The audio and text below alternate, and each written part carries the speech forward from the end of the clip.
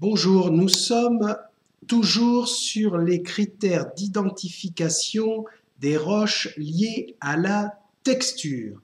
Alors aujourd'hui, nous allons parler de l'orientation des roches. Quel mécanisme de formation des roches peut conduire à cette orientation? Alors, il y a deux grands mécanismes.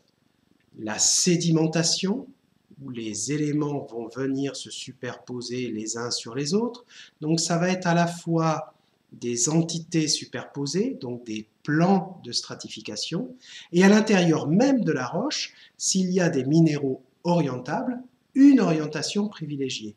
Quels sont les minéraux orientables des roches sédimentaires?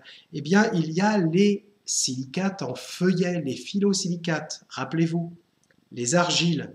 Et là, on va avoir des structures feuilletées dans les marnes, dans les formations argileuses. Et puis, il y a aussi les micas.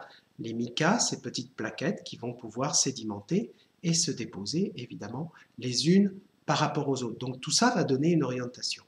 Il y a un deuxième grand mécanisme qui est lié au métamorphisme.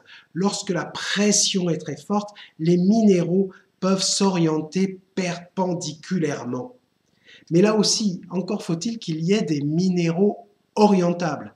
Donc, pas d'argile dans les roches métamorphiques, mais des micas, comme dans ce micaschiste, où les micas sont déposés selon ce plan et vont donner ce que l'on appelle non pas un plan de stratification, ça c'est pour les roches sédimentaires, mais un plan de schistosité, une orientation privilégiée.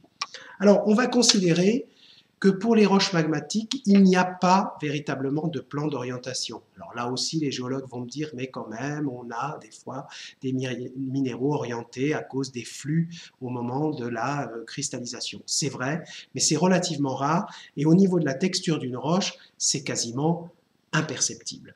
Voilà. Alors, attention aussi, s'il n'y a pas d'orientation, ça ne veut pas dire que ça n'est pas une roche sédimentaire ou que ça n'est pas une roche métamorphique. Pour qu'il y ait orientation dans la roche, il faut des minéraux qui peuvent s'orienter. Là, c'est le cas aussi ici. On aura l'occasion de revenir là-dessus, mais on avait évoqué la fois précédente la recristallisation. Si les cristaux sont dans les trois dimensions, eh ben, il n'y a pas d'orientation.